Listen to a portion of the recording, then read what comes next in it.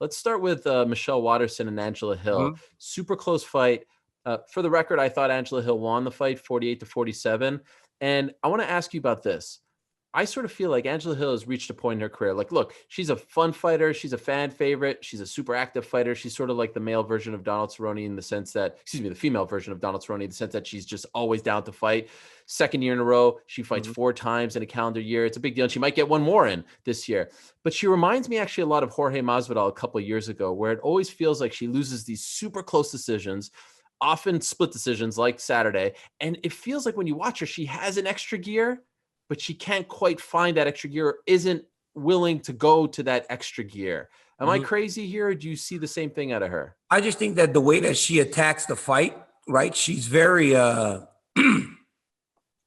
she trains with Dominic, right? So a lot of the approach is very like it's almost analytical, right? Like this step equate to something going in another direction. She's calculating a lot of things, right? So is this risk going to pay off, right? In basketball, shoot more threes. Forget the mid-range jump shot because you're going to get the extra point. That's why the Rockets shoot 50 threes a game.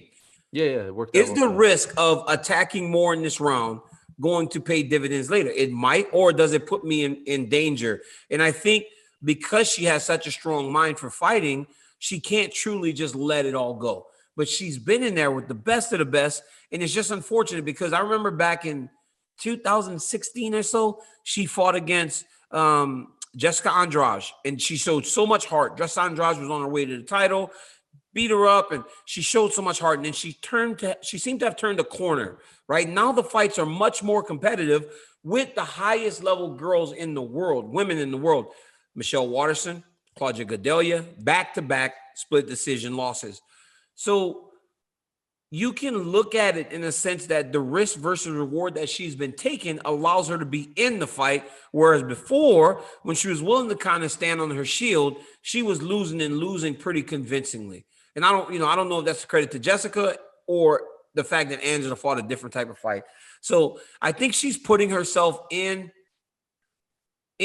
giving herself a chance, but it does feel like with her athleticism and her gifts, she could do a little bit more. But again, it's going to come down to her being more free-flowing opposed to trying to work everything out up here. Do you see that? Like when you watch her, do you feel like she's overthinking? Not overthinking. I just think that she's weighing risk versus reward, right? Because she does a really good job. Her Muay Thai has gotten really, really good. She's got great striking, and she's not taking as much damage. When you look at Michelle Waterson on Saturday night compared to the way that she looked, she didn't look as beat up nearly as Michelle, right? So she probably thought in the fight, well, I'm doing good. I'm winning. I'm landing. I'm doing more damage.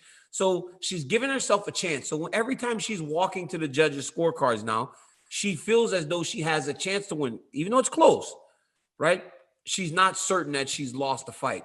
So I don't know if a change is needed or maybe just a little bit more is needed. And I don't know exactly what that is. Yeah, she is 35, but she's a young 35, right? I still feel like she has several years left. Again, it was a great fight, by the way. A lot of people were crapping on the fight when it became the new main event after Glover Teixeira tested positive. And by the way, they don't get enough credit because we saw a lot of fighters and fights recently get bumped up from co-main to main. 3 rounds. They went 5. Yeah, so they get to these 2 women. They went 5 and never questioned it, right? On a week and a half, 2 weeks notice, they never said give us 3 rounds. They fought a 5-round main event. And they laid it all on the line. So they both should be very proud. And look, man, we're talking about Angie, but Michelle Waterson, she deserves credit herself for going in there and getting a victory in the way that she did. I thought it was a great fight. I thought that the women were able to bury the hatchet, per se, after the fight. And I love that Angie was right on to the next one right after the fight because she was cursing at somebody on the internet. I can't remember who it was, but I saw it somewhere that she's got. Claudia. Was it Claudia? She wants to rematch Claudia again. Yeah. It's like the second time I've forgotten Claudia's name. Like, what's your beef with her? Nothing. She's a great girl. She used to train with us. So it's right back. Like I think both of these women are in store for big things. See, I actually feel like maybe a little time off would help her. Sharpen the skills. If you keep jumping back in there, it's the same thing. You're not regrouping. Right? No? Don't you think? But like you're doing the same thing, but once again, when you're walking to the center to get your hand raised, there's a part of you that believes you won every time. And reality is, most people thought she won the Claudia fight. I did. Right? And so most people thought she won the fight last weekend. So what exactly is she doing wrong when she fought the number 2 contender in the world or 3 contender in the world in Claudia and the number 7 contender in the world, Michelle Waterson, and essentially she lost split decisions, but could potentially have won both fights. She won the fights on one judge's scorecard both time. So what is she doing wrong exactly? Yeah, You understand what I'm saying? Well, yeah, it's tough because she could be on a 5-fight winning streak right now. Exactly. It's like Overeem. It's like the same situation with Overeem, right? It's not for the 5-10 seconds of the Jairzinho fight. Now you're looking at Alistair Overeem on a 5-fight winning streak over Jairzinho, over Sakai, all these guys, and you're like, wow, Alistair's on his way to a title shot again. It's the same thing. Thank you for watching ESPN on YouTube. For live streaming sports and premium content, subscribe to ESPN+.